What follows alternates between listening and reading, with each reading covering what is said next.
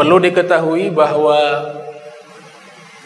bulan suci Ramadan bukan hanya terkenal dengan kemuliaannya. Itu satu kepastian bahwa bulan suci Ramadan, sering kita dengar bulan suci Ramadan, artinya bulan ini bulan mulia. Namun juga ada kaitan erat dengan historis, dengan sejarah. Banyak peristiwa-peristiwa penting juga terjadi di bulan suci Ramadan. Jadi dua kali lipat bulannya mulia, dan peristiwa-peristiwa al-hawadith wal waqa'i yang terjadi di bulan suci Ramadan juga banyak peristiwa-peristiwa bersejarah. Maka pertemuan kali ini kita coba mengkaji beberapa peristiwa sejarah yang terjadi di bulan suci Ramadan. Adapun peristiwa-peristiwa yang terjadi di bulan suci Ramadan, yang pertama yaitu nuzulul Quran, turunnya kitab suci Al-Quran. Itu diturunkan di bulan suci Ramadan. Syahrul Ramadan alladzi unzila fihi al-Quran. Di bulan suci Ramadan diturunkan di dalamnya Al-Quran. Ada riwayat dari Al-Imam Al-Hakim, seorang ulama ahli hadis, dalam kitabnya Al-Mustadrak, lahir tahun 321 Hijriah, wafat 405 Hijriah, dari Ibnu Abbas. Dan hadis ini, riwayat ini disahihkan oleh Imam Zahabi. Ibnu Abbas mengatakan, anzalallahu subhanahu wa ta'ala al-Qur'ana jumlatan wahidah.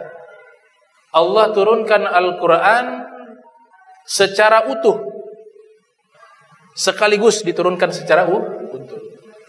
Minal lauhil mahfuz, dari lauhil mahfuz, ila baiti izzati minas sama'i dunya, ke baiti izzati yang ada di langit dunia. Thumma nazzala mufassala, setelah transit di baitul izzati, Allah turunkan secara berangsur, mufassala bihasabil waqa'i, sesuai peristiwa, sesuai kejadian, sesuai waktu yang Allah tentukan. Jadi pertama kali turun utuh, sekaligus dengan jumlah yang hanya Allah tahu seperti apa. Jadi bukan berarti turunnya seperti mushaf, tidak. Karena Al-Quran itu kalamullah. Mushaf kita buat, manusia yang buat mushafnya. Tapi isi daripada mushaf itu kalamullah, itu yang tahu rahasianya Allah. Pertama kali turun sekaligus, secara utuh. Itulah yang dinamakan peristiwa Lailatul Qadar. Kemudian turun berangsur ke bumi. Itulah wahyu pertama, Iqra, yang kita kenal dengan nama nuzulul Quran. Memang tidak ada kesepakatan kapan terjadinya nuzulul Quran, tapi biasa dilakukan 17 Ramadan. Ada yang 24 Ramadan, ada khilaf di kalangan para ulama. Selama 23 tahun, fi 23 sanatan ala Rasulillah sallallahu alaihi wasallam. Turunnya Al-Quran selama 23 tahun. Diturunkan bukan di akalnya Nabi. Wahyu tersebut Allah masukkan ke dalam hatinya Nabi Muhammad sallallahu alaihi wasallam. Itu yang pertama.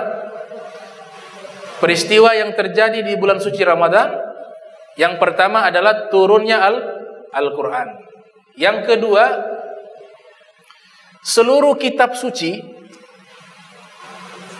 Taurat, Zabur, Injil, suhufnya Ibrahim, seluruhnya itu juga diturunkan di bulan suci Ramadan. Istimewa. Al-Imam Al-Wahidi Naisaburi dalam kitabnya Asbabun Nuzul mengatakan, Allah turunkan suhuf Ibrahim itu di awal bulan suci Ramadan. Allah turunkan Taurat kepada siapa? Nabi Musa. Itu di 6 Ramadan. Allah turunkan Zabur kepada Daud. Itu di 12 Ramadan. Allah turunkan Injil kepada Nabi Isa. Itu 18 Ramadan. Dan Allah turunkan Al-Quran kepada Sayyidil Anbiya wal Mursalin, Nabi kita Muhammad SAW, itu 24 Ramadan. Itu salah satu riwayat dari Al-Imam Abdul Wahid An-Naisaburi dalam kitabnya Asbabun Nuzul. Peristiwa ketiga yang terjadi di bulan suci Ramadan, yaitu terjadinya malam Lailatul Qadar. Lailatul Qadar. Jadi Lailatul Qadar itu bukan hanya peristiwa turunnya Al-Quran, tidak.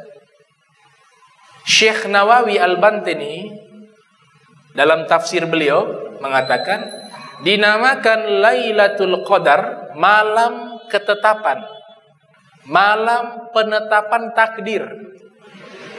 Karena di malam tersebut Allah Ta'ala mencatat seluruh takdir makhluk. Itu terjadi di malam Lailatul Qadar. Makanya namanya Lailatul Qadar, malam takdir. Qadar itu kan ketetapan dari Allah Subhanahu wa Ta'ala.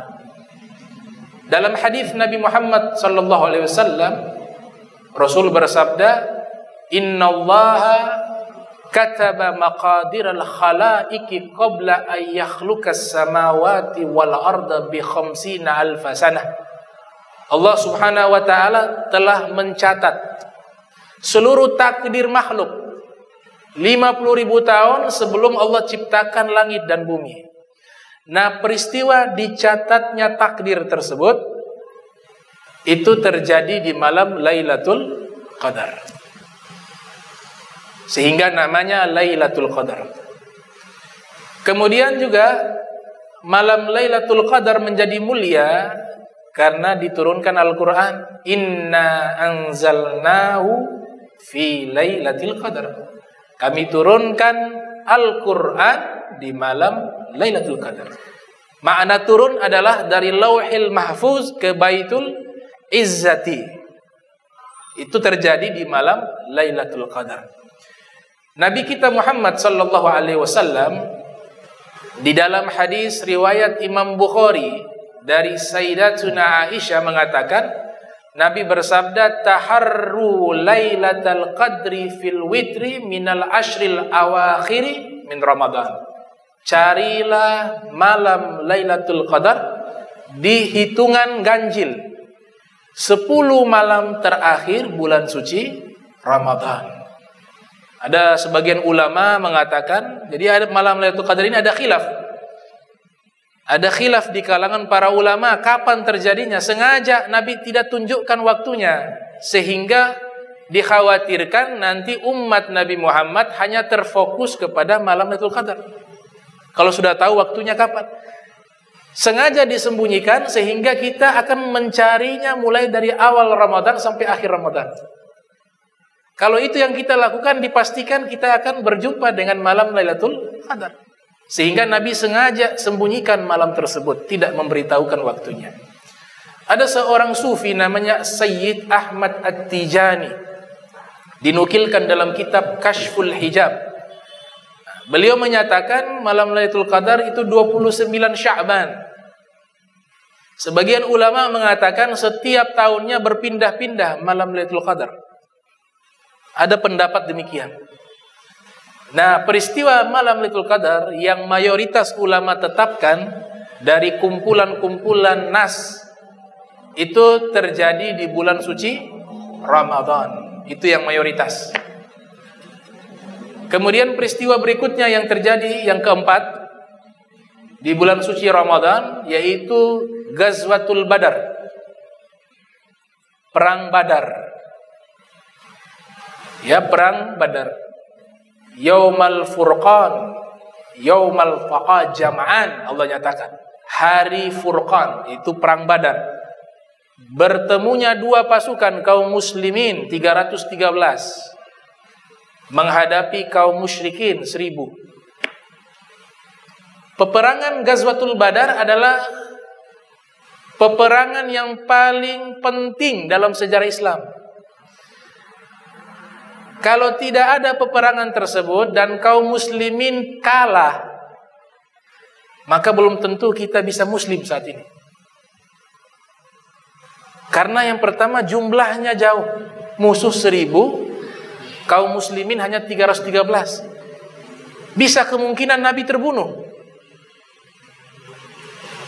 Dan bisa kemungkinan banyak sahabat-sahabat, banyak ahlul bait Nabi juga terbunuh. Tapi alhamdulillah, Allah kirim pasukan yang tidak terlihat, malaikat, membantu Nabi Muhammad SAW. Dan mereka kebanyakan dalam keadaan berpuasa ketika terjadi Ghazwatul Badar. Maka menanglah agama Islam yang dipimpin oleh Nabi Muhammad. Dan alhamdulillah, kemenangan tersebut buahnya kita dapat saat ini. Kita menjadi umat Nabi Muhammad sallallahu alaihi wasallam, sebaik-baiknya umat. Kuntum khaira ummah. Kalian adalah sebaik-baiknya umat berkat Ghazwatul Badar. Terjadi pada tahun 2 Hijriah. Tanggal 17 Ramadan. Sehingga sebagian ulama seperti Syekh Abdul Qadir Jailani mengatakan, ulama yang menyatakan nuzulul Quran 17 Ramadan, mereka mengambil dalil dari Perang Badar. Karena Perang Badar itu, Ghazwatul Badar terjadi pada tanggal 17 Ramadan. Di dalam ayat Al-Quran Allah sebutkan Yaumal Furqan, Yaumal Taqa Jam'an. Yaumal Furqan, makna Al-Furqan Al-Quran. Sebagian ulama tafsir mengartikan Al-Quran. Jadi hari Al-Quran adalah hari terjadinya Perang Badar. Inilah yang diambil 17 Ramadan. Itu sudah keberapa? Keempat, ya. Peristiwa yang terjadi yang kelima di bulan suci Ramadan, Fathul Makkah. Kota Makkah dibebaskan oleh Nabi Muhammad SAW. Idza jaa nasrullahi wal fath wa ra'aitan nasa yadkhuluna fi dinillahi afwaja. Terjadi tepatnya pada tanggal 10 Ramadan tahun 8 Hijriah. Itu terjadi di bulan suci Ramadan. Peristiwa yang keenam yang terjadi di bulan suci Ramadan, Islamnya negeri Yaman. Jadi satu negeri Yaman banyak masuk Islam di tangannya Imam Ali bin Abi Thalib. Itu terjadi di bulan suci Ramadan. Pada tahun 10 Hijriah, Nabi mengutus Imam Ali dakwah ke Yaman. Sebelum Imam Ali dakwah ke Yaman, sudah banyak sahabat dikirim. Tapi yang Islam hanya sedikit. Nanti Imam Ali bin Abi Thalib Nabi utus dan Nabi doakan, Allahumma hdi qalbahu ilal haq. Imam Ali mengatakan, ya Rasulullah, kalau saya diutus ke Yaman, kemudian ada perkara yang saya tidak tahu ilmunya, bagaimana? Saya bisa bertanya sedangkan engkau jauh. Kemudian Nabi memegang dadanya Imam Ali bin Abi Thalib dan berdoa, Allahumma hdi qalbahu ilal haq. Ya Allah, berikan petunjuk kepada hatinya selalu kepada kebenaran. Maka setelah itu Imam Ali berfatwa, Allah benarkan dengan wahyu. Padahal ilmunya belum ada. Ayat belum turun, Imam Ali sudah berfatwa. Selesai berfatwa, ayat turun membenarkan fatwanya Imam Ali bin Abi Thalib.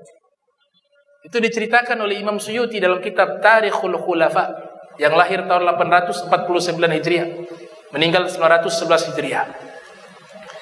Kemudian peristiwa yang ketujuh yang terjadi di bulan suci Ramadan, yaitu dikuasai dan dibebaskan negeri Andalusia, Spanyol. Spanyol dulu itu kekuasaan kaum muslimin. Nah, peristiwa pembebasan Spanyol Andalus oleh Tariq bin Ziyad itu terjadi di bulan suci Ramadan. Tepatnya tanggal 28 Ramadan tahun 92 Hijriah. dengan jumlah pasukan yang sedikit, Tariq bin Ziyad dengan pasukannya menggunakan kapal, itu namanya Selat Gibraltar, ya. Iya, di situ. Dibakar kapal-kapalnya semua. Kapal-kapal dari pasukannya itu dibakar oleh Tariq bin Ziyad. Ia katakan apa? Kita punya pilihan hanya dua. Kita menang menghadapi kaum kufar, atau kita kalah dalam keadaan syahid, terbunuh dalam keadaan syahid. Sudah tidak ada jalan pulang, kapal sudah dibakar. Itu zaman dulu jenderal-jenderalnya kaum muslimin kayak begitu. Nah, itu terjadi di bulan suci Ramadan. Tariq bin Ziyad 28 Ramadan pada tahun 92 Hijriah.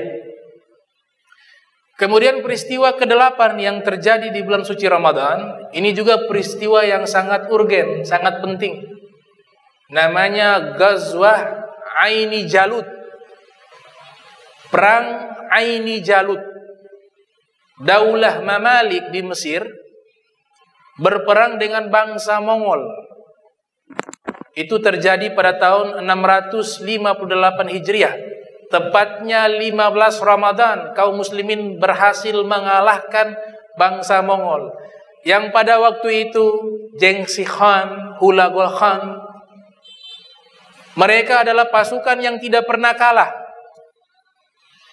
menguasai hampir separuh dunia di zamannya. Rusia dikuasai, Khurasan dikuasai, sampai sebab runtuhnya Daulah Abbasiyah itu sebab invasi dari bangsa Mongol. 2 juta manusia terbunuh kaum muslimin. 40 hari mereka luluh lantakkan Irak. Kitab-kitab para ulama jutaan lenyap, tidak ada tersisa. Karena sebab invasi bangsa Mongol. Seandainya peristiwa itu tidak terjadi, maka dipastikan yang menguasai teknologi di dunia ini adalah kaum muslimin. Karena kitab-kitab yang punah itu bukan hanya berbicara tentang ilmu agama, fikih, hadis dan seterusnya, tapi juga ilmu pengetahuan lainnya. Sayang kitabnya punah, sampai diilustrasikan sungai Efrat dan Dajlah itu penuh dengan kitab. Air berubah menjadi warna tinta. Dibakar sebagian dibuang ke sungai. Imam Ghazali punya kitab banyak juga hilang. Ada tafsir Al-Quran 40 jilid. Karya Imam Ghazali tidak sampai kepada kita. Kenapa? Karena termasuk kitab yang ikut dimusnahkan oleh bangsa Mongol. Itu baru satu ulama, bagaimana ulama lainnya punya kitab. Jadi kita ini punya ilmu agama, masih banyak yang belum kita tahu. Masih banyak. Kenapa masih banyak? Karena banyak kitab-kitab terdahulu dimusnahkan oleh bangsa Mongol. Pada tanggal 15 Ramadan, bangsa Mongol merasa percaya diri setelah berhasil menguasai Khurasan, Rusia, sampai ke Baghdad. Daulah Abbasiyah runtuh sekitar tahun 656 Hijriah. Mereka ingin juga menguasai Mesir. Berangkatlah mereka ke Mesir. Di satu nahar, sungai namanya Ainu Jalut. Situlah terjadi peperangan bangsa Mesir, dipimpin oleh Saifuddin Qutb, Daulah Mamalik. Dan banyak ulama ikut berjihad pada waktu itu, seperti Izzuddin Abdissalam, Ibnu Qudamah, dan banyak ulama lainnya.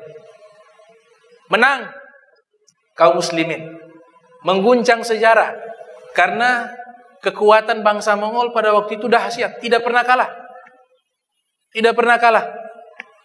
Namun Genghis Khan sudah mati di tengah jalan.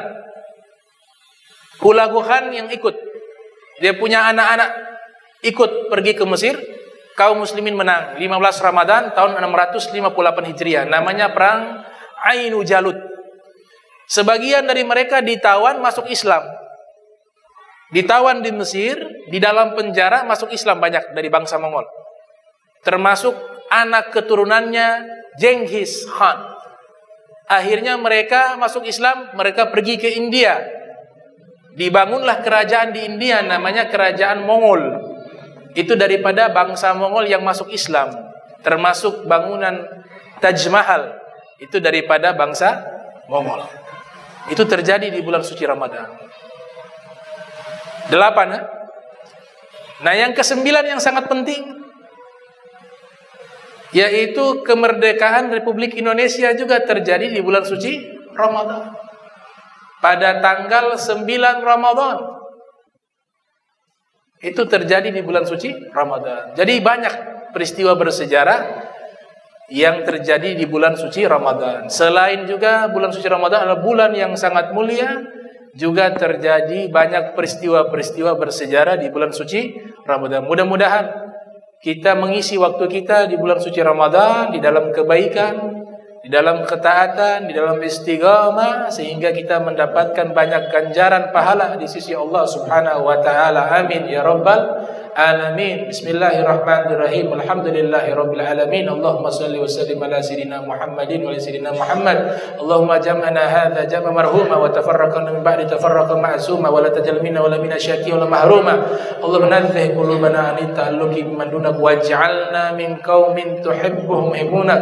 Allahumma barik lana fi Rajab wa Sya'ban wa ballighna Ramadan. Subhanaka bihamdika asyhadu an la ilaha illa anta astaghfiruka wa atubu ilaihi wa sallallahu alaihi wa Muhammadin wa ala alihi wa sahbihi wa barak wa sallam wa la minkum. Wassalamu alaikum warahmatullahi wabarakatuh.